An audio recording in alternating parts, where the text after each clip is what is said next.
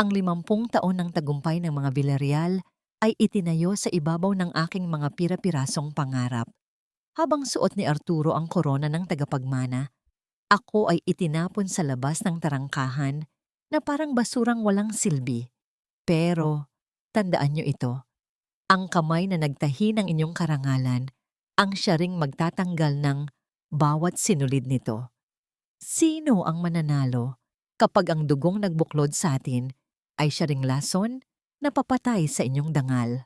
Abangan ang pagsilang ng isang reyna mula sa abo ng pagtataksil. Huwag kang mag-alala, Arturo. Kay Tomas natin ipapataw ang lahat ng mga utang at pananagutan sa batas. Ang iyong tito ay sadyang mahina ang loob at madaling paikutin. Kaya siya ang magiging pain para manatiling malinis ang pangalan ng ating pamilya habang ikaw ang tatayong bagong mukha ng Villarreal Corporation. Ang bawat salitang binitiwan ni Don Severino ay tila mga lason na pumatak sa pandinig ni Teodora habang nakatayo siya sa likod ng mabigat na pintuan ng VIP room. Sa kanyang mga kamay ay hawak niya ang isang mamahaling tray na may lamang kape at mga piling kakanin. Ang mga pagkaing siya mismo ang nagluto at naghanda mula pa madaling araw. Ang kanyang mga daliri ay may bakas pa ng uling at langis mula sa pagtulong sa mga tauhan sa kusina upang masiguradong magiging perpekto ang ika-50 anibersaryo ng kanilang negosyo. Sa loob ng 3 gabi, hindi siya natulog upang tapusin ang lahat ng ulat pinansyal na siyang nagligtas sa kumpanya mula sa pagkalugi. Mga ulat na ngayon ay hawak ni Arturo at ipinagmamalaki sa harap ng mga panauhin bilang sarili nitong gawa. Sa labas ng silid, naririnig ang masiglang tugtugin ng mga biolin at ang malakas na tawanan ng mga elitistang panauhin. Ngunit sa loob ng dibdib ni Teodora ay tila may isang malaking pader na unti-unting gumuguho.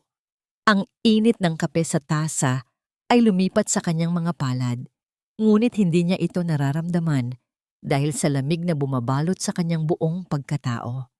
Ang kanyang hininga ay naging mababaw at bawat tibok ng kanyang puso ay naging isang mabigat na pasanin.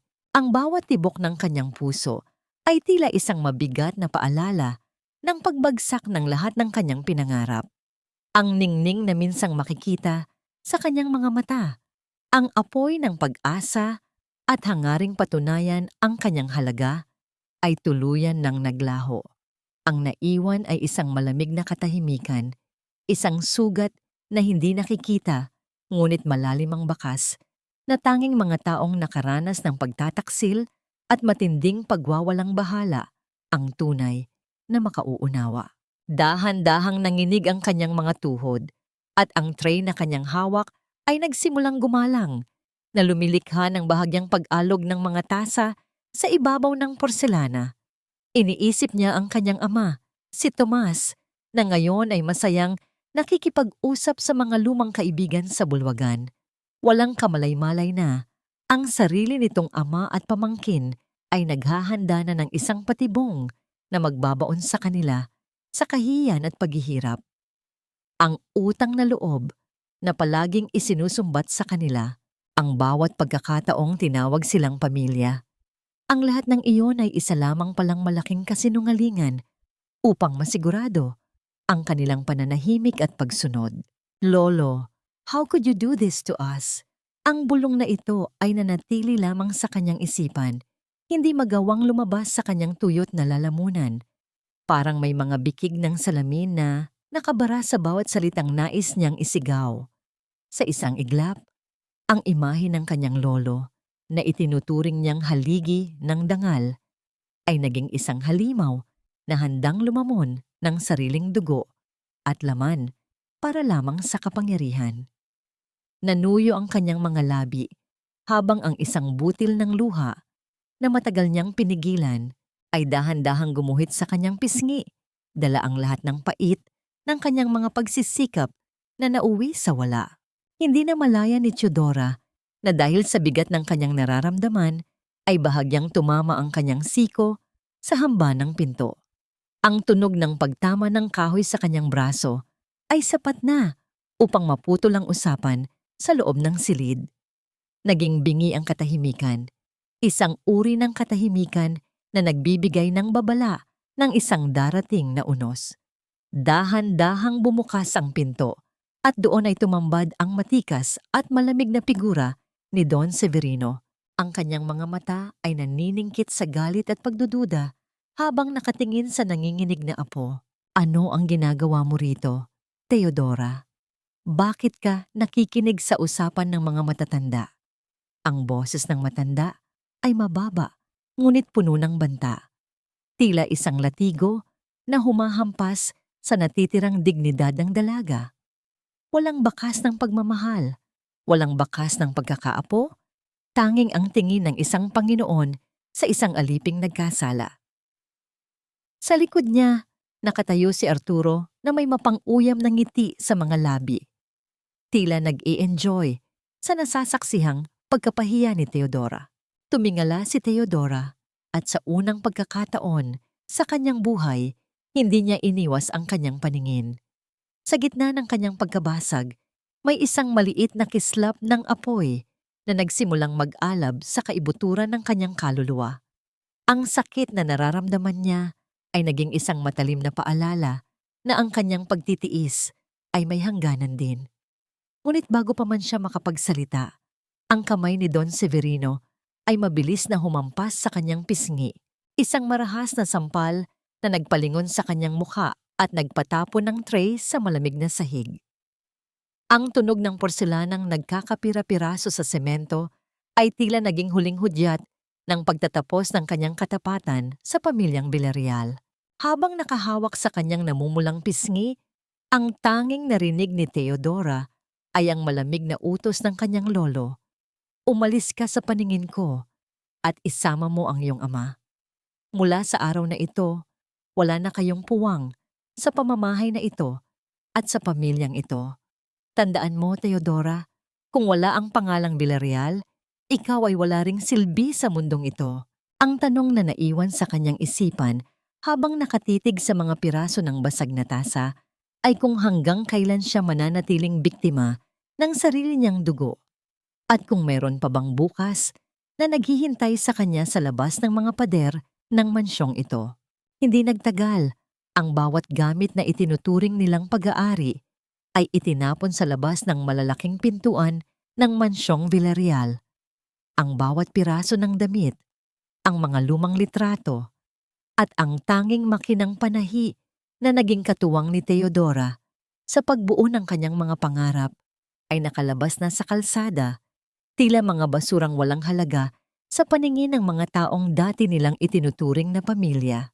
Ang langit ay tila nakikiramay sa bigat ng damdamin ng mag-anak dahil ang dilim ay binalot ng makakapal na ulap at ang bawat patak ng ulan ay nagsimulang bumagsak ng may matinding lakas, tila mga karayom na tumutusok sa balat at nagpaparamdam ng lamig na tumatagos hanggang sa buto. Nakatingin lamang si Tomas sa kanyang mga kamay na nanginginig habang yakap-yakap ang kanyang lumang makinang panahi, ang tanging bagay na naisalba niya mula sa loob. Ang kanyang mga mata ay puno ng kalituhan at matinding kahihiyan. Hindi niya maunawaan kung paano siya nagawang itakwil ng sariling ama sa harap ng maraming tao. Teodora, anak, saan tayo pupunta? Ang tanong ni Tomas ay basag at halos hindi marinig dahil sa ingay ng hanging humahampas sa mga puno sa paligid. Ang kanyang tinig ay tila isang batang nawawala, puno ng takot at kawalan ng pag-asa na labis na nagpabigat sa dibdib ni Teodora. Lumingon si Teodora sa malaking gate na dahan-dahang nagsasara.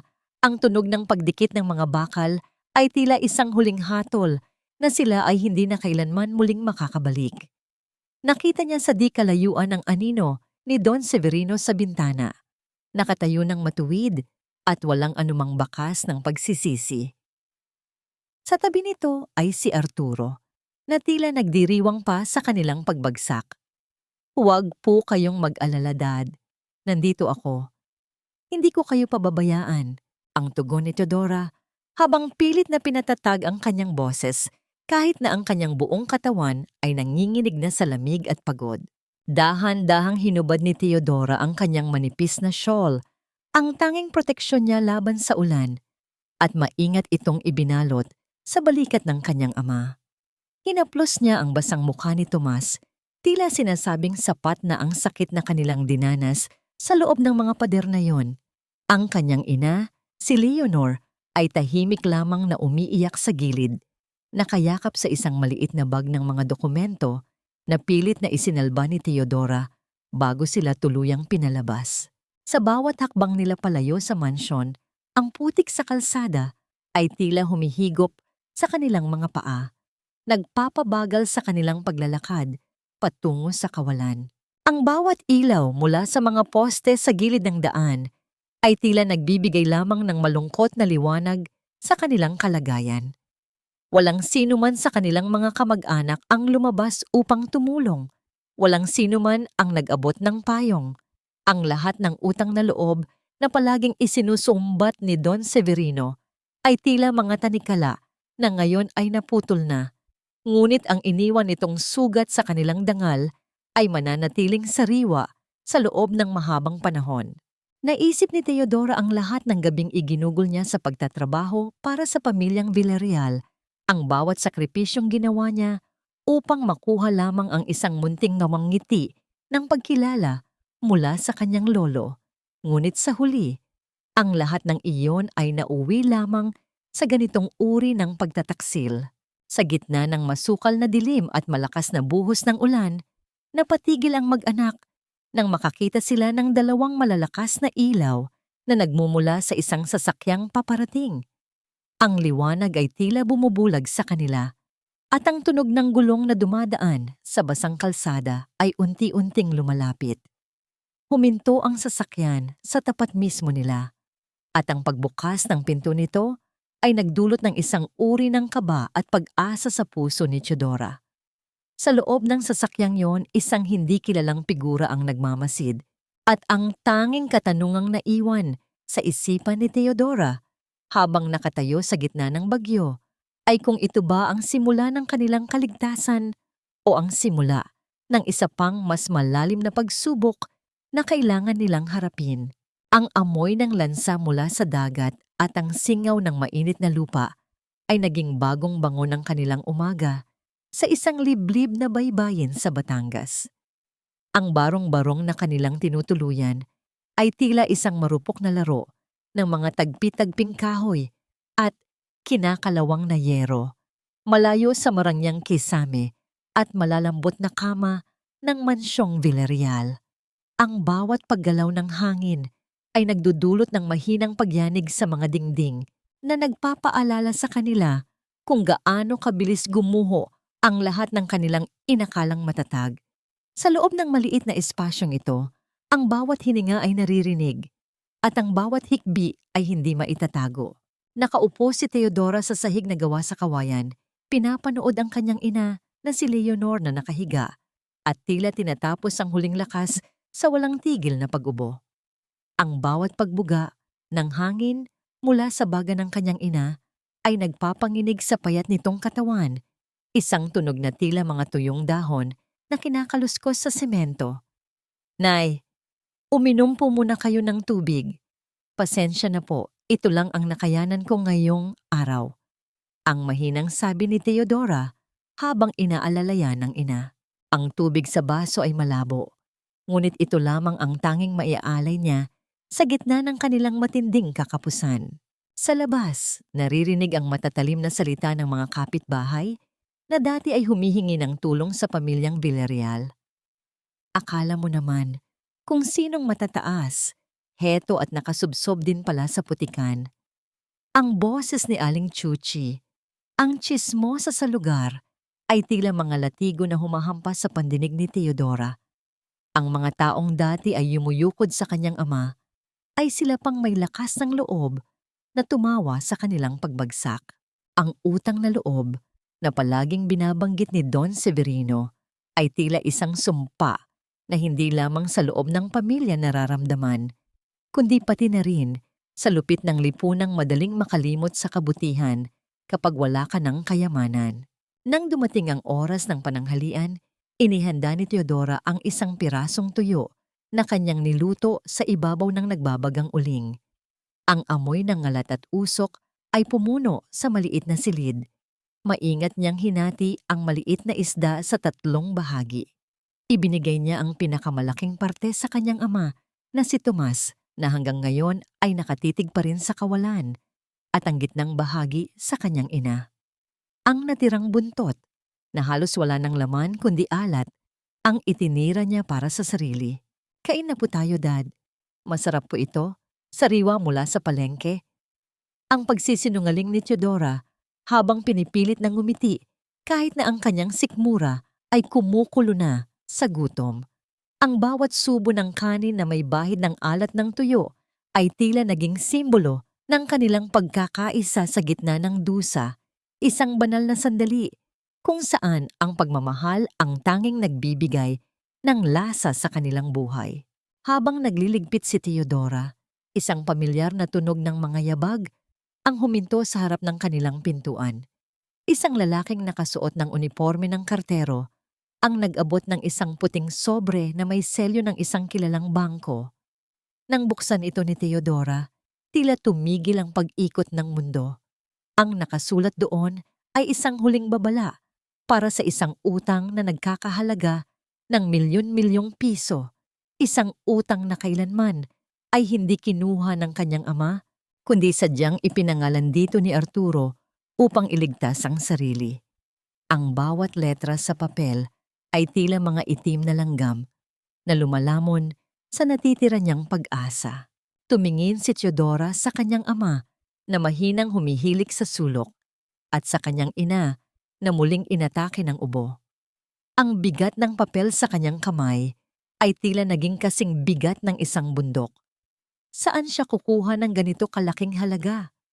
Paano niya ipagtatanggol ang kanyang pamilya laban sa isang kasalanang hindi naman nila ginawa, habang ang kanilang tanging silungan ay isang bahay na tila anumang oras ay kayang tangayin ng hangin? Ang katahimikan ng gabi ay binalot ng isang panibagong uri ng takot, at ang tanging tanong na naiwan sa puso ni Teodora ay kung mayroon pa bang Diyos na nakakakita sa kanilang paghihirap o sadyang itinadhana na silang mabaon sa limot. Ang hapunan sa gabing iyon ay binubuo lamang ng malamig na kanin na hinaluan ng isang kurot ng asin, isang pagkaing sapat na upang malaman ng sikmura na sila ay buhay pa, ngunit hindi sapat upang makalimot sa gutom. Sa loob ng madilim na barong-barong, ang tanging nagbibigay ng liwanag ay ang basag na screen ng lumang cellphone ni Teodora. Habang ang kanyang ama ay pilit na itinatago ang tunog ng kumakalam na tiyan, ang mga daliri ni Teodora ay dahan-dahang humahaplos sa ibabaw ng salamin ng telepono. Tila binubuksan ng isang bintana patungo sa mundong dati niyang kinalalagyan, ngunit ngayon ay tila abot langit na ang layo. Sa screen, bumulaga ang mga larawan mula sa social media account ni Arturo. Isang marangyang pagtitipon ang nagaganap sa bakuran ng mansyong Villarreal. Kitang-kita ang naglalakihang lechon na pinalilibutan ng mga mamahaling alak, ang mga kristal na baso na kumikinang sa ilalim ng mga chandelier, at ang malalapad na ngiti ng mga kamag-anak na tila walang anumang bakas ng budhi. Ang bawat post ay may caption na nagsasalita tungkol sa pagpapala at tagumpay ng pamilya. Celebrating the fruits of hard work, ang basa ni Teodora sa huling post ni Arturo, habang ang isang butil ng luha ay pumatak sa screen, nagdudulot ng bahagyang paglabo ng imahe ng pinsang magnanakaw. Hindi na nagawang tapusin ni Teodora ang kanyang pagkain. Ang bawat butil ng kanin na may alat ng asin ay tila nagiging mapait na lason sa kanyang lalamunan. Kinabukasan, dala ang matinding determinasyon at ang natitirang barya sa kanyang bulsa. Naglakbay siya patungo sa lungsod upang maghanap ng anumang paraan para mabuhay. Doon, sa gitna ng matatayog na gusali at mausok na kalsada, hindi sinasadyang nakita ni Teodora ang pamilyar na sasakyan ni Arturo na huminto sa harap ng isang napakaganda at mamahaling kondominium. Mula sa malayo, Pinanood ni Teodora ang paglabas ni Arturo mula sa sasakyan, bitbit ang mga supot mula sa mga mamahaling butik. Isang babaeng hindi pamilyar sa kanya ang sumalubong dito nang may mahigpit na yakap at halik. Sa mga sandaling iyon, natanto ni Teodora ang mas masakit na katotohanan. Habang ang kanyang ama ay nagdidildil ng asin at ang kanyang ina ay hindi maibili ng sapat na gamot. Nilulustay ni Arturo ang pondo ng kumpanya na pinagpaguran ni Teodora upang tustusan ang luho ng kanyang lihim na karelasyon. Ang bawat tawa ni Arturo sa malayo ay tila isang insulto sa bawat patak ng pawis na ibinuhos ni Teodora para sa kumpanyang Villarreal. Napayuko si Teodora at tiningnan ang kanyang sariling mga kamay. Ang kanyang mga kuko ay maitim na dahil sa paglalaban ng damit ng ibang tao. Ang kanyang mga palad ay magaspang at puno ng mga sugat na hindi na nagkaroon ng pagkakataong gumaling. Ang bawat kalyo sa kanyang balat ay isang selyo ng kanyang paghihirap, isang saksi sa bawat gabing hindi siya natulog para lamang magtrabaho. Ipinapangako ko ang bulong niya sa sarili habang mariing ibinabaon ang kanyang mga kuko sa sariling palad upang pigilin ang panginginig ng kanyang galit. Magbabayad kayo sa bawat luhang pumatak mula sa mga mata ng aking ama. Ang bawat sentimong ninakaw ninyo ay ibabalik ko ng may kasamang interes ng inyong kahihiyan. Habang pabalik sa istasyon ng bus, nakaramdam si Teodora ng isang kakaibang pakiramdam. Tila may mga matang nakatuon sa bawat galaw niya. Lumingon siya sa paligid, ngunit ang nakita lamang niya ay ang makapal na daloy ng mga tao at ang mabilis na takbo ng mga sasakyan. Gayunpaman, sa loob ng isang itim na sasakyang nakaparada, sa di kalayuan, isang pares ng mga mata ang tahimik na nagmamasid sa kanya. Isang estranghero ang nakatitig sa nanginginig na likod ng dalaga. May hawak na ulat na naglalaman ng lahat ng impormasyon tungkol kay Teodora Villarreal at ang tanging tanong na nananatili sa hangin ay kung ang lalaking ito ba ay isang kaibigan na mag-ahon sa kanya o isa pang panganib na kailangan niyang takasan. Ang bango ng umaga sa pantalan ng Batangas ay hindi nagmumula sa mga bulaklak, kundi sa malakas na amoy ng lansa, tulo ng petrolyo, at ang maalat na hangin na tila nanunuot sa bawat hibla ng suot na damit. Sa gitna ng kaguluhan ng mga kargador at naglalakihang truck, naroon si Teodora, nakasuot ng kupas na t-shirt at isang sombrerong buri na nagtatago sa kanyang magandang mukha. Hawak niya ang isang lumang clipboard at isang lapis na halos upod na, abala sa paglilista ng bawat basket ng isda na ibinababa mula sa mga lansa. Ang bawat numero na kanyang isinusulat ay katumbas ng barya na gagamitin niya upang itawid ang gutom ng kanyang mga magulang. Ang ingay ng mga makinang umaandar at ang sigawan ng mga negosyante ay tila isang walang katapusang koro ng paghihirap. Ngunit para kay Teodora, ito ang kanyang bagong silid-aralan. Sa gitna ng ingay, napansin niya ang isang lalaking nakasuot ng puting polo na bahagyang nakatupi ang manggas, nakatayo sa tapat ng isang malaking container. Ang lalaki ay halatang hindi taga roon. Ang bawat kilos nito ay puno ng awtoridad. Ngunit sa pagkakataong iyon, ang kanyang mukha ay bakas ng matinding pagkadismaya. Hindi maaari ito. Kulang ang bilang ng mga kargamento, and this will cause a huge delay sa delivery. Ang narinig ni Teodora, nasabi ng lalaki sa kanyang tauhan. Dahan-dahang lumapit si Teodora, hindi dahil sa panghihimasok, kundi dahil ang kanyang utak na sinanay sa accounting ay hindi kayang baliwalain ang isang maling kalkulasyon. Sir, excuse me po. Ang mahina, ngunit malinaw na panimula ni Teodora. Tumingin sa kanya ang lalaki. Ang mga mata nito ay matatalim, ngunit may bahid ng pagtataka. I think hindi po nawawala ang kargamento ninyo. Kung titingnan ninyo ang logbook ng gate counter at ikukumpara sa manifest ng barko, mapapansin ninyong may duplication sa entry number 4. It's not missing, it was just mislabeled and put in the wrong warehouse section. Naging bigi ang paligid sa loob ng ilang sandali habang mabilis na tinitingnan ng lalaki ang kanyang mga dokumento. Ang katahimikan ay binalot ng tunog ng mga alon na humahampas sa gilid ng pantalan. Pagkalipas ng ilang minuto, isang dahan-dahang pagbuga ng hangin ang kumawala sa lalaki. Tila isang mabigat na pasanin ang naalis sa kanyang balikat. "You're right. Unbelievable." Ang bulong niya habang nakatitig kay Theodora. "Paano mo nalaman iyon sa isang tingin lang?" Ngumiti ng bahagya si Theodora, isang ngiting may halong pait at dangal. "Sanayan lang po, sir.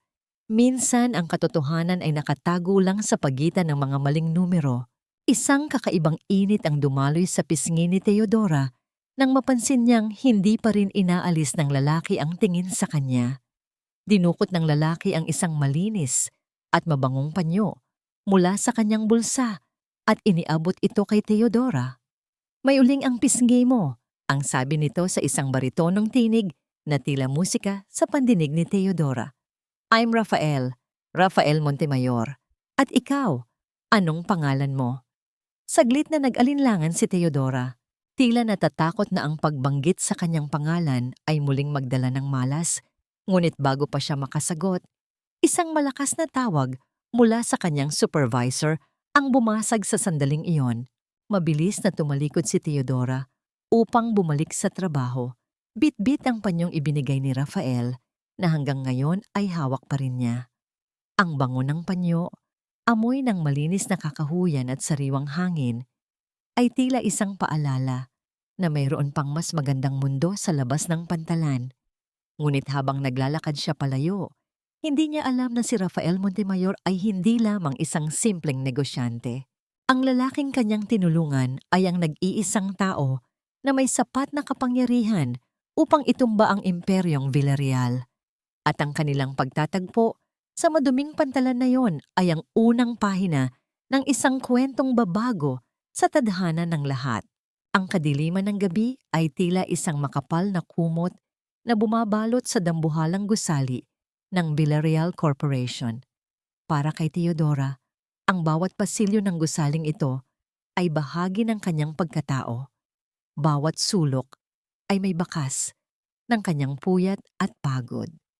Gamit ang isang lumang susi na nakalimutang bawiin sa kanya, dahan-dahan niyang binuksan ang pintuan sa likod.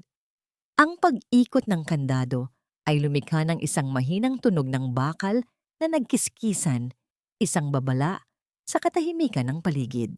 Ang bawat hakbang niya sa makinis na sahig ay tila isang nakatatakot na paalala na siya ay isa na ngayong magnanakaw sa lugar na dati niyang itinuring na tahanan. Pagpasok niya sa kanyang dating opisina, ang amoy ng lumang papel at ang pamilyar na pabango ni Corazon ay sumalubong sa kanya.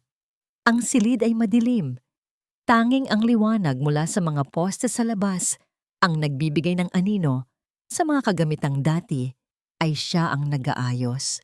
Nakita niya ang kanyang dating mesa.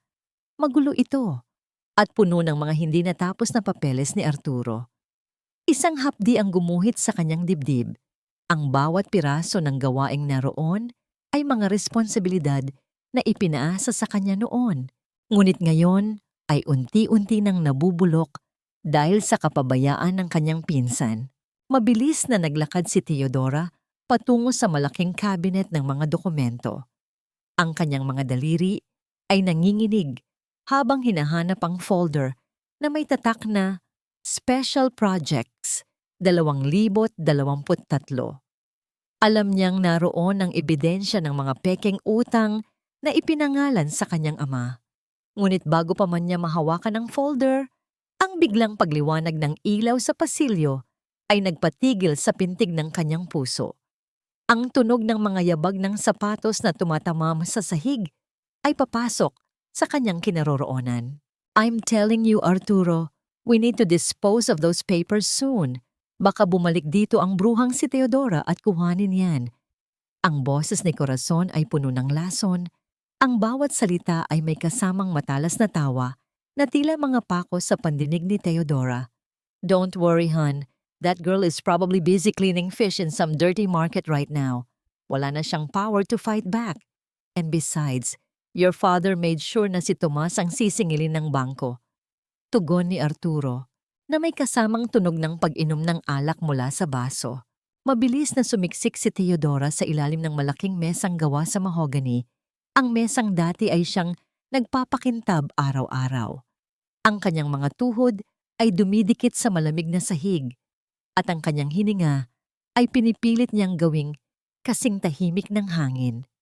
Mula sa kanyang kinaroroonan, nakikita niya ang mamahaling sapatos ni Arturo at ang matutulis na takong ni Corazon na huminto sa harap mismo ng cabinet. Ang bawat pangungutya nila laban sa kanyang ama ay tila mga saksak ng kutsilyo sa kanyang dangal. Ang tanga rin kasi ni Tito Tomas he trusts family too much. Di niya alam, business is business. Dagdag pa ni Arturo habang tumatawa ng malakas. Ang galit na nag-aalab sa puso ni Teodora ay sapat na upang sunugin ang buong gusali. Ngunit pinigilan niya ang sarili.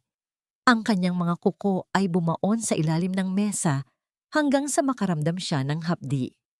Nang sa wakas ay lumabas ang mag-asawa at muling binalot ng dilim ang silid, dahan-dahang lumabas si Teodora. Kinuha niya ang folder at binuksan ito sa ilalim ng munting liwanag ng kanyang flashlight. Doon, bumulaga sa kanya ang isang dokumentong may pirma ng kanyang ama.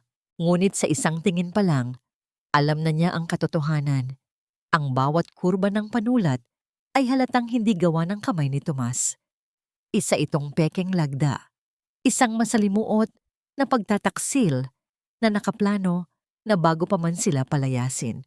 Isang mabigat na pakiramdam ang lumukob kay Teodora habang yakap ang dokumento. Ito ang susi sa kanilang kalayaan, ngunit ito rin ang katunayan ng kawalang hiyaan ng kanyang sariling dugo. Habang naghahanda siyang lumabas, isang biglang tunog ng pagpihitit ng door handle ang muling narinig. Ang pintuan ay dahan-dahang bumukas at isang matangkad na figura ang nakatayo roon. Ang anino nito ay humahaba sa sahig patungo sa kinaroroonan ni Teodora. Hindi ito si Arturo at hindi rin ito si Corazon. Ang tanging tanong sa isipan ni Teodora habang bumibilis ang tibok ng kanyang puso ay kung huli na ba ang lahat para sa kanyang pagtakas. Ang bawat paghinga ni Tomas ay tila isang mabigat na kayod sa lalamunan. Isang tunog na nagmumula sa kaibuturan ng kanyang dibdib na puno ng alikabok mula sa konstruksyon. Sa loob ng kanilang maliit na barong-barong, ang init ng lagnat ay tila nakikipagpaligsahan sa maalinsangang hangin ng gabi. Nakatingin si Teodora sa kanyang ama na nakahiga sa manipis na banig. Ang balat nito ay nangingitim sa ilalim ng mga mata at ang mga kamay na dati ay bihasa sa paghawak ng mga ulat ay ngayon ay puno ng mga paltos at sugat mula sa pagbubuhat ng semento. Ang pait ng katotohanan ay tila isang laso na dahan-dahang pumapatay sa dangal ng pamilyang Villarreal na itinapon sa putikan. Dad, sandali lang po. Kukuha lang ako ng pambili ng gamot. Ang bulong ni Teodora habang pinipiga ang isang basang bimpo upang ilagay sa noo ng ama. Wala na silang natitirang barya. Ang huling sentimo ay naubos na sa isang pirasong tinapay at ilang tableta ng paracetamol na tila walang talab sa matinding impeksyon sa baga ni Tomas. Sa gitna ng kawalan ng pag-asa, nilunok ni Teodora ang kanyang huling natitirang pride. Naglakbay siya patungo sa kabilang bayan, sa malaking bahay ni Tita Baby, isang malayong kamag-anak na dati ay palaging humihingi ng pabor sa kanyang ama noong ito ay nasa kapangyarihan pa. Ang pagharap ni Teodora sa gate ng malaking mansyon ay tila isang pagbabalik sa kanyang sariling impyerno. Nang lumabas si Tita Baby, suot ang mga gintong alahas na kumikinang sa ilalim ng mga ilaw sa hardin. Ang tingin nito kay Teodora ay puno ng paghamak. O Teodora, bakit ka napadpad dito? Balita ko ay sa tabi na kayo ng dagat nakatira. Amoy isda ka na nga. Ang maanghang na bungad nito na may kasamang matalas na tawa. Nagmakaawa si Teodora. Ipinaliwanag ang kalagayan ng kanyang ama. Ngunit ang tanging tugon na nakuha niya ay ang malamig na pagtalikod. Wala kaming pera para sa mga taong hindi marunong humawak ng swerte. Sabihin mo kay Tomas, utang na loob ko sa kanya ang dati naming pagkakaibigan. Pero business is business. Umalis ka na, bago pa kita ipakagat sa aso. Bumalik si Theodora sa kanilang barong-barong na ang tanging dala ay ang bigat ng kahihiyan at ang hapdi ng mga salitang tumagos sa kanyang puso. Nang makita siya ni Tomas, dahan-dahang iminulat ng matanda ang kanyang mga mata na puno ng luha. Inabot ni Tomas ang nanginginig na kamay ni Theodora at hinawakan ito ng mahigpit. Tila doon niya kinukuha ang huling lakas na natitira sa kanya. Patawad, anak. Patawad dahil naging mahina ako. Ang paos na tinig ng ama ay tila isang punyal na sumaksak sa kaluluwa ni Theodora. Dapat ay pinoprotektahan kita, pero heto ako, naging pabigat pa sa iyo. Ang pangalang Villarreal na iniwan ko sa iyo ay naging sumpa sa halip na biyaya. Ang bawat patak ng luha mula sa mga mata ni Tomas ay naging mitya ng isang panibagong uri ng galit sa loob ni Theodora. Hindi na ito ang galit ng isang biktima, kundi ang galit ng isang anak na handang pumatay para sa katarungan. Sa mga sandaling iyon, ang kanyang dusa ay naging isang matalim na determinasyon. Huwag po kayong hihingi ng tawad, Dad. Ang mga taong nagpahirap sa inyo ang siyang luluhod sa harap natin. Ang panata ni Theodora habang hinahaplos ang tuyot na buhok ng ama.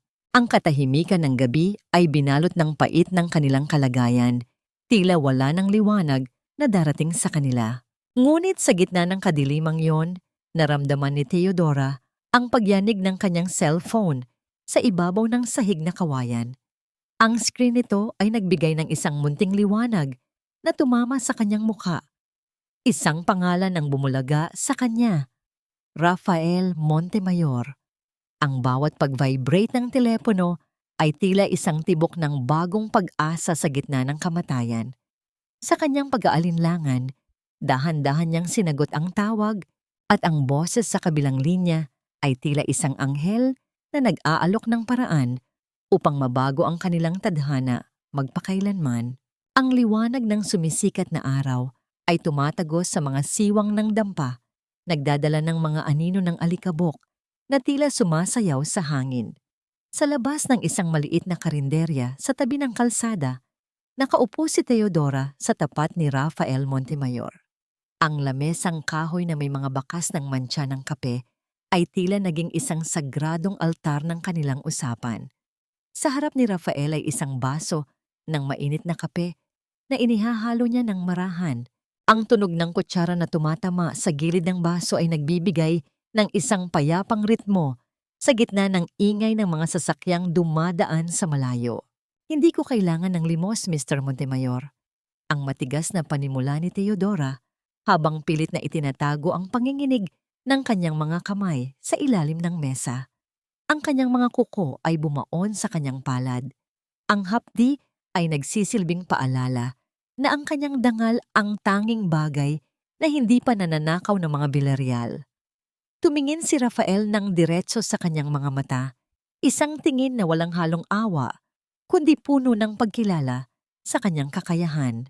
Hindi limos ang iniaalok ko, Theo. I'm offering a partnership. Ang tugon ni Rafael sa isang malalim at kalmadong boses. I saw how you handled the logistics problem sa Pantalan. You have a gift for numbers and systems na bihirang makita. I'm starting a new firm, and I need someone who knows the industry inside out, but also someone who has a reason to fight. Kailangan ko ng taong hindi kayang bayaran ng mga Villarreal. Ang pagbanggit sa pangalan ng kanyang pamilya ay tila isang malamig na tubig na ibinuhos sa likod ni Theodora. Naramdaman niya ang pagbilis ng tibok ng kanyang puso, isang marahas na pintig na tila gustong kumawala sa kanyang dibdib. Sa loob ng maraming taon, siya ay itinuring na isang kasangkapan lamang, isang anino na tagahabi ng tagumpay ng iba. Ngunit sa harap ng lalaking ito, sa unang pagkakataon, naramdaman niyang nakikita siya bilang isang tao. Bilang si Theodora, hindi bilang isang alila. Bakit ako? Ang halos bulong na tanong ni Teodora. Maraming mas magaling, mas may karanasan, at mas malinis ang pangalan kaysa sa akin. Dahan-dahang inabot ni Rafael ang kanyang kamay sa ibabaw ng mesa. Sapat na malapit para maramdaman ni Teodora ang init nito, ngunit hindi ito humahawak. Ang distansyang yon ay puno ng isang uri ng respeto na nagpalunok kay Teodora dahil ang mga taong nakaranas na mabasag ang siyang nakakaalam kung paano bumuo ng isang bagay na hindi na muling mawawasak. Ang sagot ni Rafael, isang maliit na ngiti ang sumilay sa kanyang mga labi, isang ekspresyong nagpagaan sa bigat ng atmosfera. And besides, I like your coffee choice. Simple but strong. Just like you. Ang munting kilig na naramdaman ni Teodora ay agad na hinaluan ng kaba. Mayroong isang bagay sa mga mata ni Rafael na nagsasabing mayroon pa itong hindi sinasabi. Habang iniinom nila ang kanilang kape, sa gitna ng usok ng mga sasakyan at ingay ng palengke, naramdaman ni Teodora ang pagbabago ng ihip ng tadhana. Ang bawat sentimo na inaalok ni Rafael ay tila mga baitang ng hagdan patungo sa langit ng kanyang pagbangon. Ngunit bago pa man matapos ang kanilang pag-uusap, isang itim na folder ang inilabas ni Rafael mula sa kanyang bag. Inilapag niya ito sa harap ni Teodora. Nang buksan ito ng dalaga, ang kanyang mga mata ay nanlaki sa gulat. Hindi lamang ito tungkol sa negosyo. Ang folder ay naglalaman ng mga dokumento tungkol sa nakaraang kaso ng Villarreal Corporation. Isang kaso kung saan si Rafael Montemayor ang biktima ng panloloko ni Don Severino 10 taon na ang nakalilipas. Napagtanto ni Teodora na ang lalaking nasa harap niya ay hindi lamang isang negosyante. Siya ang pinakamalaking kaaway na kinatatakutan ng kanyang lolo at ang tanging katanungang naiwan sa kanyang isipan ay kung ginagamit lang ba siya ni Rafa, para sa sarili nitong paghihiganti. 3 taon ang lumipas, na tila isang mabilis na agos ng ilog na humubog sa mga bato ng tadhana. Ang amoy ng lansa at usok ng pantalan ay napalitan na ng samyo ng sariwang kape at ang malamig na hangin sa loob ng isang matayog na gusali sa gitna ng Makati. Wala na ang Teodora na nakasuot ng kupas na damit. Sa halip, isang babaeng may tindig ng isang reyna ang nakatayo sa harap ng malawak na bintanang salamin. Pinagmamasdan ang mga sasakyang tila mga langgam sa ibaba. Ang kanyang suot na tailleur ay lapat na lapat sa kanyang katawan, simbolo ng disiplina at tagumpay na kanyang ipinunla sa bawat gabing puyat at bawat patak ng pawis. Sa kabilang panig ng lungsod, ang pangalang Villarreal ay unti-unti nang nawawalan ng ningning. Ang mga dating suki ng kanilang siomai ay isa-isang lumilipat sa kumpanya ni Teodora. Ang dahilan ay simple lamang, nawala na ang puso sa mga gawa ng Villarreal. Noong naroon pa si Teodora, bawat tahi ay may kasamang pagmamahal at malasakit. Ngunit sa ilalim ng pamumuno ni Arturo, ang bawat produkto ay naging simbolo na lamang ng pagtitipid at kapabayaan. Ang mga tela ay madaling mapunit, ang mga tahi ay tabingi, at ang mga utang ng kumpanya ay tila isang dambuhalang anino na unti-unti silang nilalamon. Isang hapon, habang ang araw ay dahan-dahang nagtatago sa likod ng mga gusali, dinala ni Teodora ang kanyang mga magulang sa isang tahimik at eksklusibong subdivision sa Tagaytay. Ang hangin ay malamig at amoy ng mga sariwang pine trees. Huminto ang kanilang sasakyan sa harap ng isang magandang bahay na gawa sa puting bato at malalaking bintana. Teo anak, kaninong bahay ito? Bakit tayo narito? Ang tanong ni Tomas habang ang kanyang mga kamay, nawala na ang mga sugat ng konstruksyon, ngunit nanginginig pa rin sa katandaan, ay nakahawak sa braso ng anak. Dahan-dahang inilabas ni Teodora ang isang gintong susi mula sa kanyang bag at inilagay ito sa palad ng kanyang ama. Sa inyo po ito, Dad. Sa inyo ni Nanay. Ito ang unang bunga ng lahat ng tiniis natin. Ang mahinang sabi ni Teodora habang ang kanyang mga mata ay nagbabadyang mapuno ng luha. Nakita niya ang pagdaloy ng mga luha sa kulubot na pisngi ni Tomas. Mga luhang hindi na nagmumula sa kahihiyan, kundi sa wagas na kaligayahan at pasasalamat. Ang pagyakap ni Leonor sa kanya ay tila isang gamot na nagpagaling sa lahat ng mga sugat na natamo niya noong gabi ng kanilang pagpapatapon. Sa sandaling iyon, naramdaman ni Teodora na nabuo na muli ang kanyang pagkatao. Pumasok si Rafael sa eksena. Nakatayo sa may pintuan ng sasakyan at nakangiti habang pinagmamasdan ang mag-anak. Ang kanyang presensya ay tila isang matatag na haligi na palaging nakasuporta kay Teodora. Lumapit siya at dahan-dahang ipinatong ang kanyang kamay sa balikat ni Teodora, isang simpleng galaw na nagpabilis sa tibok ng puso ng dalaga. "You deserve this, Theo. You built this with your own hands." Ang bulong ni Rafael na puno ng paghanga. Ang bawat sandali ng kanilang pagsasama sa nakalipas na 3 taon ay nagpatibay sa kanilang alyansa, na hindi na lamang tungkol sa negosyo, kundi tungkol na rin sa isang malalim na pag-uunawaan na hindi na kailangan ng maraming salita. Ngunit ang katahimikan ng kanilang selebrasyon ay nagbago nang tumunog ang telepono ni Teodora. Isang mahalagang balita mula sa kanilang bank partner ang dumating. Ang Villarreal Corporation ay formal na nanghihingi ng restructuring sa kanilang mga utang dahil sa banta ng pagkalugi, at ang bangko ay nagtalaga ng isang external auditor upang suriin ang bawat sentimong nawawala sa kumpanya. Isang matalim na ngiti ang sumilay sa mga labi ni Teodora habang binabasa ang opisyal na dokumento. Siya ang itinalagang auditor na hahawak sa kapalaran ng kanyang lolo at ni Arturo.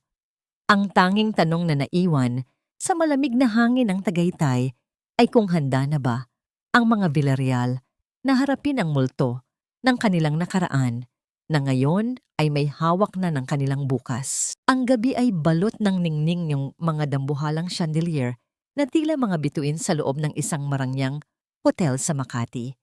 Ang bawat sulok ay amoy ng mamahaling pabango at sariwang bulaklak, isang mundong binuo para sa mga taong ang tingin sa pera ay tila tubig lamang na hindi nauubos. Sa gitna ng karamihan, naroon si Arturo Villarreal, suot ang isang mamahaling tuksido na kasingkinang ng kanyang peking ngiti.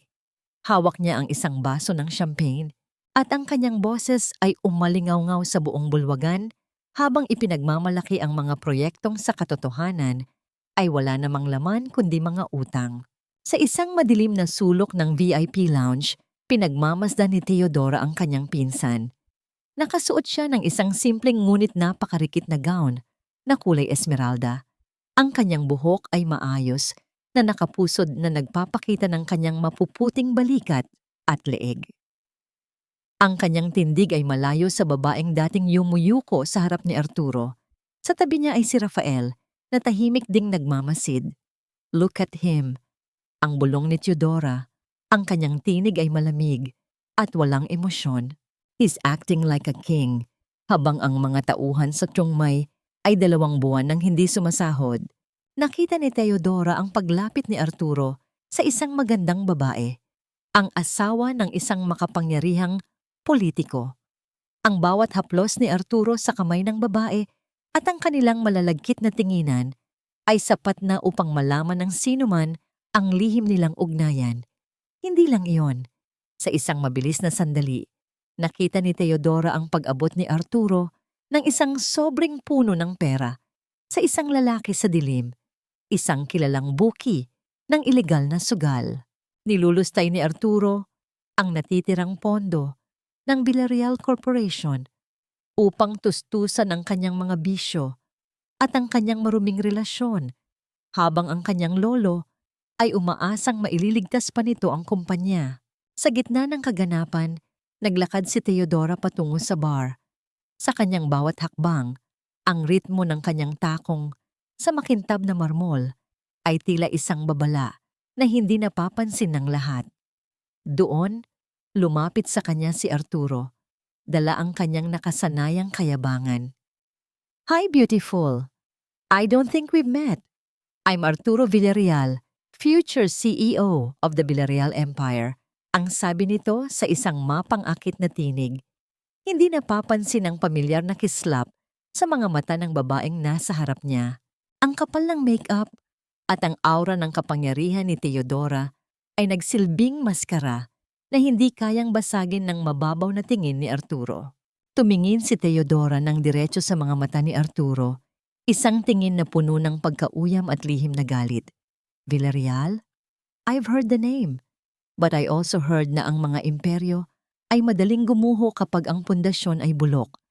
Ang makahulugang sagot ni Theodora sa wikang Taglish na nagpatigil sa ngiti ni Arturo.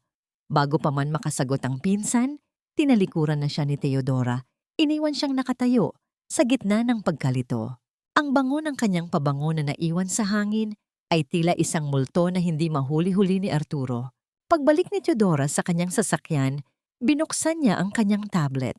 Isang file ang ipinadala ng kanyang tauhan, isang lihim na video na kuha mula sa dashcam ng sasakyan ni Arturo. Sa video, malinaw na naririnig ang boses ni Arturo habang kausap ang kanyang kabit. Don't worry, babe. Malapit nang mamatay ang matandang iyon. Kapag nakuha ko na ang buong kontrol, wala nang makakapigil sa atin. I'll make sure na pati ang mga huling ari-arian ni Theodora at ng tatay niya ay mapupunta sa atin sa pamamagitan ng mga papeles na pineke ko. Ang bawat salita ni Arturo ay tila mga laso na nagpapatigas sa puso ni Theodora. Hawak na niya ang huling alas at ang tanging tanong na nananatili sa gabi ay kung kailan niya ito ilalantad upang tuluyang mabasag. Ang maskara ng pinsang itinuring siyang basura. Kailangan niyo kaming tulungan. Ang Villarreal Corporation ay hindi basta-bastang kumpanya. Ito ay isang institusyon ng dangal at tradisyon na nagtaguyod sa ekonomiya ng ating bayan sa loob ng 50 taon.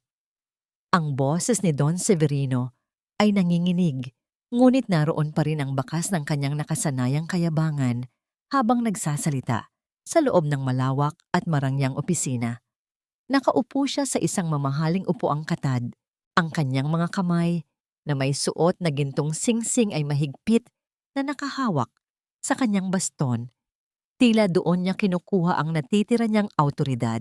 Sa likod ng malaking mesang gawa sa mahogany, nakatalikod ang may-ari ng kumpanya. Pinagmamasdan ang naglalakihang gusali sa labas ng bintana. Ang katahimikan sa loob ng silid ay binalot ng marahang tunog ng pagbuhos ng mainit na kape sa isang tasa ng porselana. Ang samyo ng mamahaling kape ay pumuno sa silid, isang pamilyar na amoy na tila nagdala ng mga alaala ng isang gabing puno ng ulan at pait. Dahan-dahang humarap ang babae, bit-bit ang tasa sa isang tray na pilak. Ang bawat hakbang ng kanyang sapatos sa makapal na alpombra ay tila isang mabigat na ritmo na nagpapabilis sa kabog ng dibdib ni Don Severino. Lolo, kamusta po ang kape? Mainit pa ba gaya ng pagtanggap ninyo sa akin sa mansyon noong huling gabi ko roon? Ang tinig ni Theodora ay malumanay, tila isang haplos ng sutla na may nakatagong talim. Ang kanyang anyo ay puno ng sopistikasyon. Ang kanyang buhok ay maayos na nakastyle. Ang kanyang mga mata ay matapang na nakatitig. At ang kanyang labi ay may bakas ng isang malamig na ngiti. Ang pagkabigla sa mukha ni Don Severino ay hindi maipaliwanag. Ang kanyang mga labi ay nangatal at ang kanyang baston ay halos mabitawan habang tinititigan ang apo na itinapon niya sa putikan. 3 taon na ang nakalilipas. Theodora, ikaw ang nagpapatakbo ng malaking investment firm na ito. Ang tanong ng matanda ay halos isang pabulong na pagsamo. Ang bawat kalyo sa kamay ni Theodora na kanyang nakita noon ay tila napalitan na ng kinang ng tagumpay. Sa mga sandaling iyon, ang lahat ng utang na loob na palaging isinusumbat ni Don Severino ay tila mga tuyong dahon na tinangay ng hangin. Nakita ni Theodora ang unti-unting pagguho ng mundo ng kanyang lolo. Ang lalaking dati ay tinitingala niya bilang isang Diyos, ay ngayon ay isang matandang desperado na humihingi ng tulong sa batang kanyang nirendahan at minaliit. Maingat na inilapag ni Theodora ang tasa ng kape Sa harap ni Don Severino, eksaktong gaya ng posisyon nito noong gabi ng anibersaryo bago ito nabasag sa sahig. Ngunit sa pagkakataong ito, walang porselanang nabasag. Ang nabasag ay ang pride ng matanda.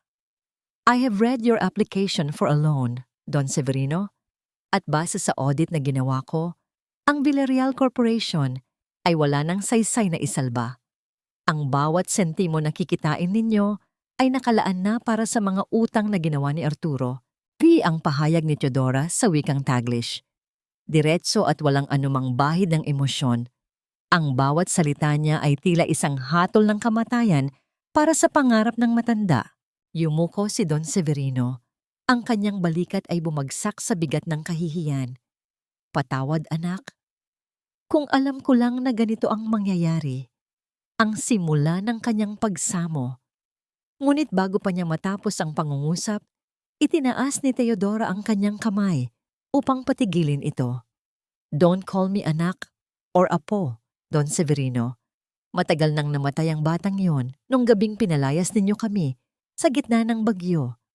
Narito ako ngayon bilang auditor ng bangko at ang bangko ay hindi nagpapautang sa mga kumpanyang ang pundasyon ay gawa sa kasinungalingan. Tumayo si Teodora at naglakad patungo sa pinto. Binuksan ito ng malawak upang ipakita na tapos na ang kanilang usapan. Ngunit bago lumabas ang matanda, huminto ito at lumingon ng may luha sa mga mata. Gagawin ko ang lahat, Teo. Kahit ano, iligtas mo lang ang bahay ng ating mga ninuno. Huwag mo kaming hayaang mawalan ng matitirhan. Tumingin si Teodora ng malamig sa kanyang lolo. Ang kanyang puso ay tila isang matigas na bato na hindi na tinatabla ng pagsisisi. Kailangan niyo ng tulong? Sige, pero may isang kondisyon ako. Isang kondisyon na magpapatunay kung gaano niyo talaga kamahal ang dangal na lagi ninyong ipinagmamalaki. Ang katanungang naiwan sa isipan ni Don Severino habang papalabas ng silid ay kung ano ang hihingi ni Teodora na mas masakit pa sa pagkawala ng lahat ng kanilang kayamanan. Ang bawat segundo ng pag-ikot ng orasan sa loob ng boardroom ng Villarreal Corporation ay tila isang mabigat na patak ng asero na tumatama sa katahimikan ng silid. Nakaupo ang mga miyembro ng Board of Directors. Ang kanilang mga mukha ay balot ng kaba at pag-aalinlangan habang nakatingin sa tumpok ng mga dokumentong nasa gitna ng mesa. Sa kabisera, naroon si Arturo. Pilit na pinananatili ang isang mapagmalaking anyo kahit na ang pawis ay dahan-dahang gumuguhit mula sa kanyang sentido.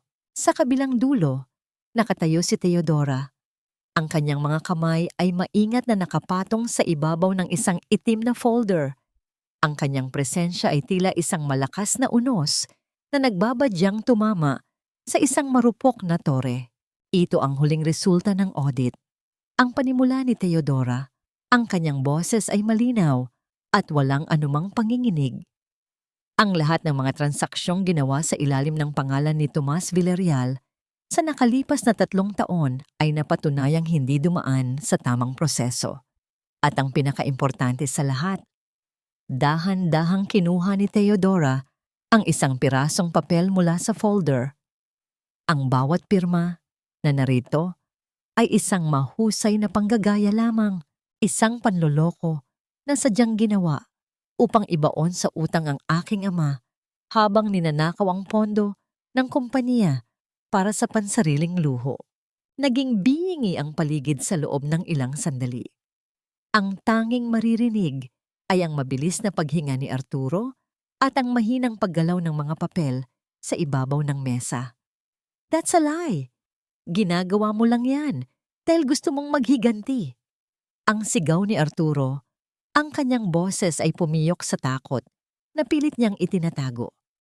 Tumayo siya ng marahas na naging sanhi ng pag-urong ng kanyang upuan at paglikha ng isang matalim na tunog sa sahig. Ngunit bago pa siya makalapit kay Teodora, ang pintuan ng boardroom ay dahan-dahang bumukas. Pumasok ang 3 lalaking nakasuot ng barong at may dalang mga opisyal na dokumento. Kasunod nila ang 2 pulis na ang bawat hakbang ay nagbibigay ng mabigat na awtoridad sa silid. Mr. Arturo Villarreal, you are under arrest for multiple counts of estafa through falsification of public documents, money laundering, and tax evasion. Ang pahayag ng opisyal mula sa National Bureau of Investigation, ang bawat salitang binitiwan nito ay tila mga mabibigat na martilyo na nagpapaguho sa mundo ni Arturo. Naramdaman ni Arturo ang malamig at mabigat na bakal na pumatong sa kanyang mga pulso, isang pagkakapiit na hudyat ng pagtatapos ng kanyang kalayaan. Ang bawat metal na bahagi nito ay tumatama sa kanyang balat, nagpapaalala na ang lahat ng kanyang kasinungalingan ay umabot na sa dulo ng kalsada. Sa pintuan, biglang pumasok si Corazon, ang kanyang buhok ay gulo-gulo at ang kanyang mga mata ay nanlilisik sa galit. Hindi maaari ito. Teodora, hayop ka. Sinisira mo ang pamilyang ito. Buwi ang sigaw ni Corazon habang pilit na inaabot si Teodora. Ngunit mabilis siyang pinigilan ng mga tauhan ng seguridad. Ang bawat sigaw ni Corazon ay puno ng lason. Ang kanyang kahihiyan ay naging isang marahas na pagwawala sa harap ng lahat ng mga dati nilang kasosyo sa negosyo. Tahimik lamang na pinanood ni Teodora ang eksenang iyon.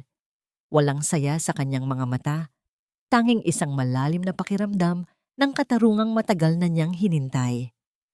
Habang hinihila si Arturo palabas ng silid, lumingon ito kay Teodora. Ang mukha ay puno ng pagsisisi at matinding takot. Ngunit bago pa man tuluyang mailabas ang pinsan, lumapit si Rafael kay Teodora at iniabot ang isa pang maliit na sobre. May isa pa tayong kailangang tingnan, Tio. Ang resulta ng DNA test na kinuha natin mula sa ospital kung saan na-confine si Don Severino. Ang bulong ni Rafael. Nang buksan ni Teodora ang sobre, ang kanyang puso ay tila tumigil sa pagpintig. Ang katotohanang nakasulat sa loob ng papel na yon ay mas matindi pa sa anumang nakitang nakaw na yaman. Isang lihim na magpapatunay na ang lahat ng ipinaglabang dangal ni Don Severino ay nakatayo sa ibabaw ng isang napakalaking kasinungalingan ng dugo.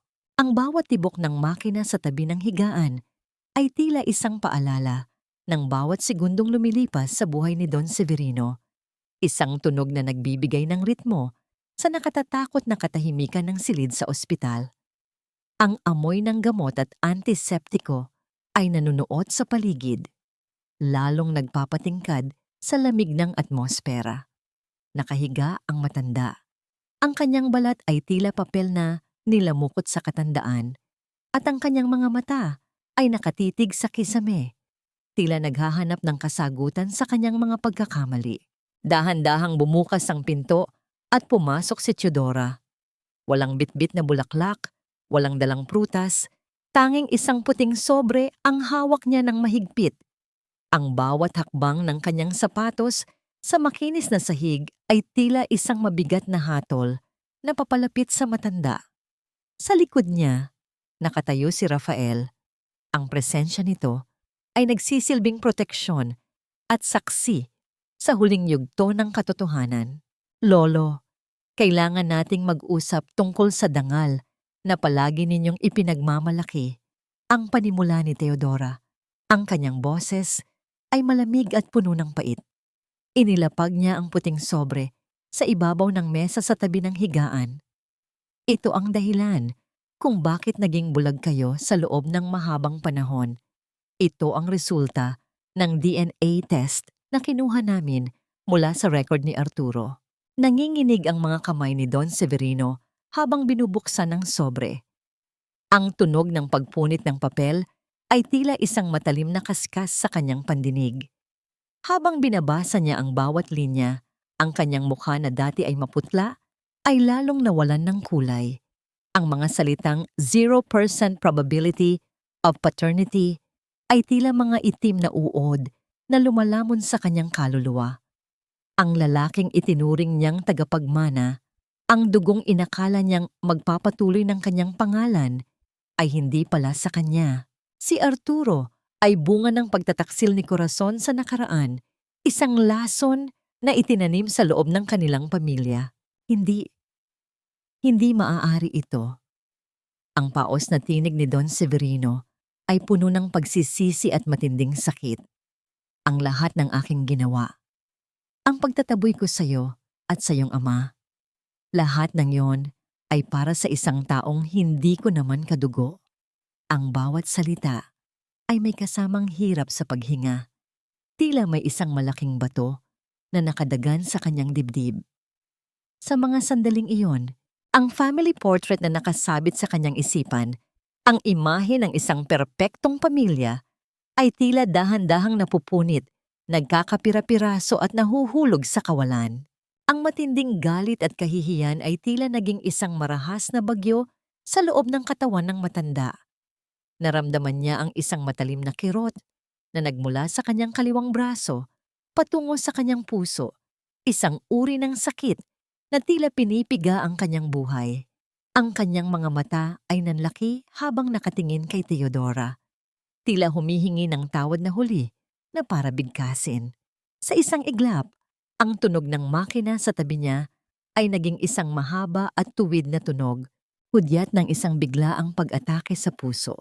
Mabilis na kumilos ang mga nurse at doktor sa paligid, ngunit nanatiling nakatayo si Teodora sa isang sulok, pinagmamasdan ng pagguho ng taong dating naghari sa kanyang buhay. Walang saya, walang tagumpay na naramdaman, tanging isang malalim na buntong hininga ang kumawala sa kanya. Habang hinihila ang kama ni Don Severino patungo sa emergency room, ang tanging naiwan sa silid ay ang puting sobre na naglalaman ng katotohanang bumasag sa isang imperyo. Ang tanong na nanatili sa isipan ni Teodora habang nakatitig sa bakanting higaan ay kung sapat na ba ang katotohanan ito upang maghilom ang lahat ng sugat ng nakaraan. Ang bawat dulas ng ballpen sa ibabaw ng makinis na dokumento ay tila isang huling hudyat ng paglipat ng kapangyarihan. Sa loob ng isang malamig at tahimik na silid ng korte, ang bawat pirma ni Teodora ay nagsisilbing pako sa kabaong ng kahapon at pintuan para sa isang bagong bukas. Ang mansyong Villarreal, ang songmay, at ang bawat piraso ng lupang dati ay ipinagkait sa kanila ay formal na nang naging kanya. Walang kagalakang sumabog sa kanyang dibdib, kundi isang malalim at payapang hininga na tila nag-aalis ng lahat ng tinik na nakabaon sa kanyang puso sa loob ng maraming taon. Nang tumigil ang kanilang sasakyan sa harap ng dambuhalang tarangkahan ng mansyon, ang sikat ng araw ay maliwanag na nakatitig sa bawat detalye ng bakal na pinto. Wala na ang ulan, wala na ang dilim na bumalot sa kanila noong gabing itinapon sila sa labas na parang mga basura. Dahan-dahang bumukas ang gate, ang mahinang paggalaw ng mga hinges nito ay tila isang pagbati ng pagpapakumbaba mula sa isang dating mapagmataas na tahanan. Bumaba si Teodora, kasunod ang kanyang ama na si Tomas at ang kanyang ina na si Leonor. Sa bawat hakbang nila sa mahabang driveway, ang mga alaala ng bawat pasakit ay tila mga aninong dahan-dahang naglalaho sa liwanag. Pagpasok nila sa loob ng bahay, ang amoy ng lumang kahoy at alikabok ay sumalubong sa kanila. Tanda na ang buhay ay pansamantalang huminto sa pag-alis ng mga Villarreal. Naglakad si Tomas patungo sa gitna ng sala. Ang kanyang mga mata ay nanlalabo sa mga luhang hindi na mapigilan. Dahan-dahan siyang naupo sa malaking upuang gawa sa nara, ang paboritong upuan ni Don Severino. Sa pagkakataong ito, ang pag-upo ni Tomas ay hindi dahil sa pagsuway, kundi dahil siya na ang tunay na haligi ng tahanang ito. Anak, narito na tayo muli. Ang paos na tinig ng ama ay tila isang dalangin na sa wakas ay dininig ng langit. Umakyat si Teodora sa ikalawang palapag at pumasok sa dating silid ng kanyang lolo. Ang bawat gamit doon ay simbolo ng kapangyarihang ginamit upang saktan sila. Pinagmasdan niya ang kanyang mga kamay, na dati ay marumi sa grasa at langis mula sa kusina. Ang mga daliring may kalyo mula sa pagtatahi at paglilista sa pantalan. Ngayon, ang mga kamay na ito ang humahawak sa susi ng kanilang kinabukasan. Hindi na siya ang apo na nanlilimos ng pagmamahal. Siya na ang reynang nagtayo ng sarili niyang kaharian mula sa abo ng pagtataksil. I did it, Dad. We are home.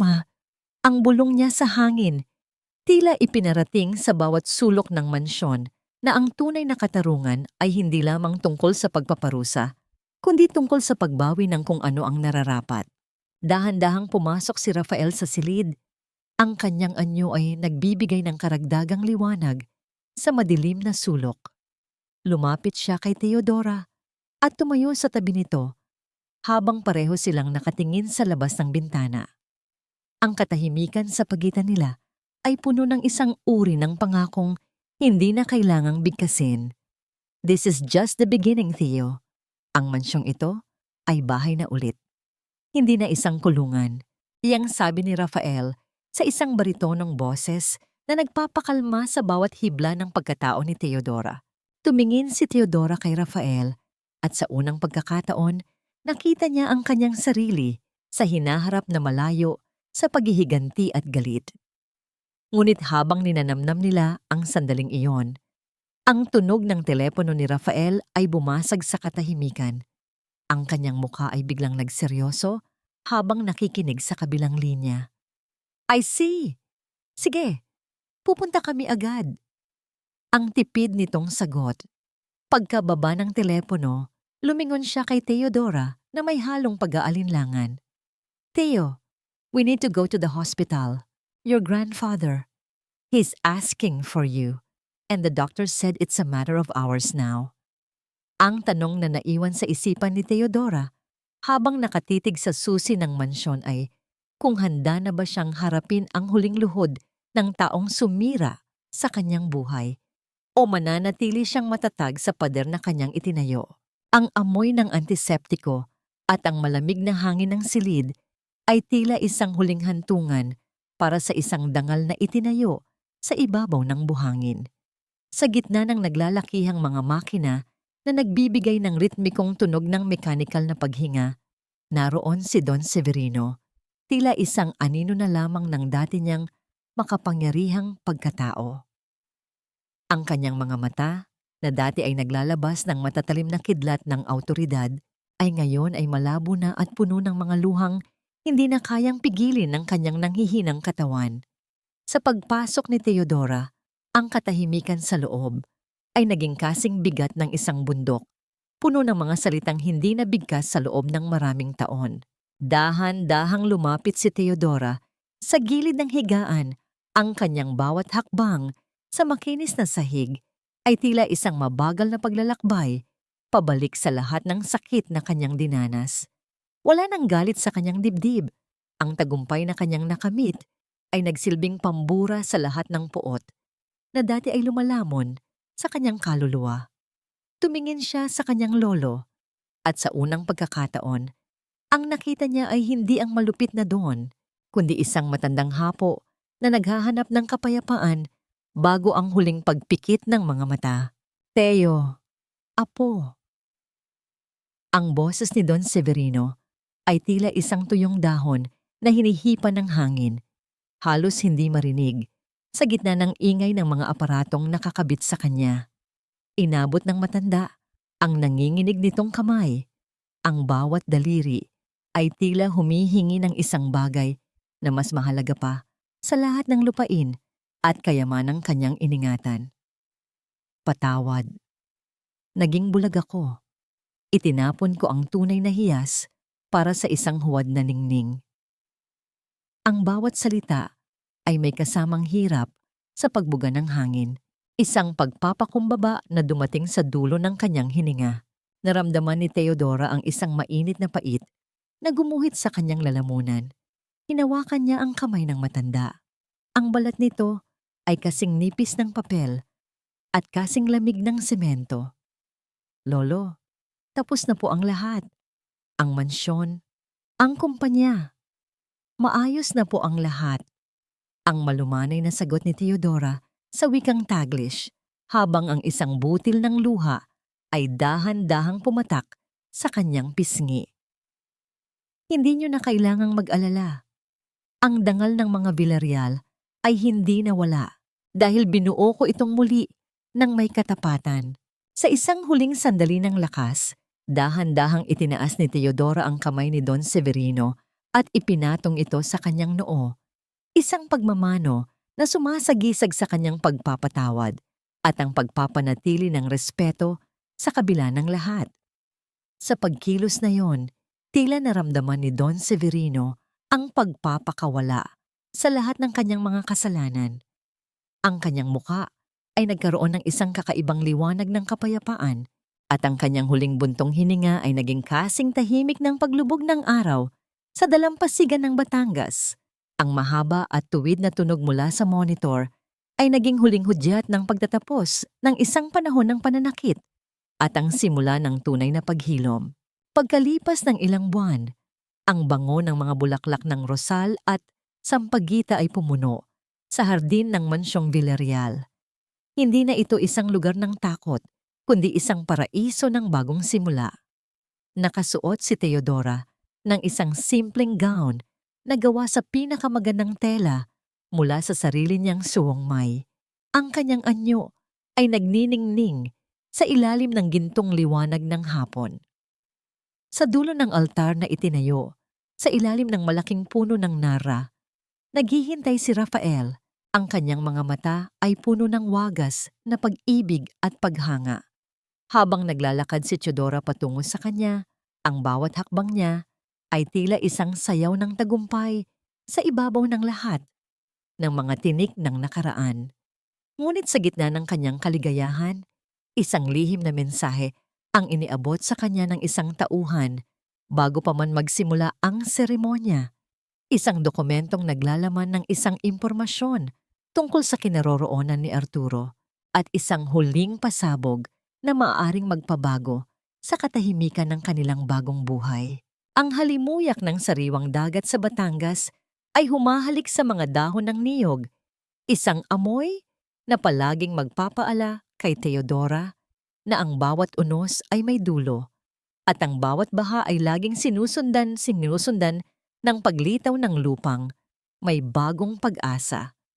Sa malawak na hardin ng mansyong Villarreal, wala na ang bakas ng mga matatalim na salita at mapang-aping tingin. Ang bawat sulok ay puno na ngayon ng tawanan ng mga bata at ang mahinang himig ng mga awiting nagbibigay ng kapayapaan sa kaluluwa. Ang mansyong ito, na dati ay isang gintong kulungan ng pagmamataas, ay naging isang tahanan na ang pundasyon ay hindi na ginto, kundi ang wagas na pagmamahalan ng isang pamilyang binuo ng pagsubok.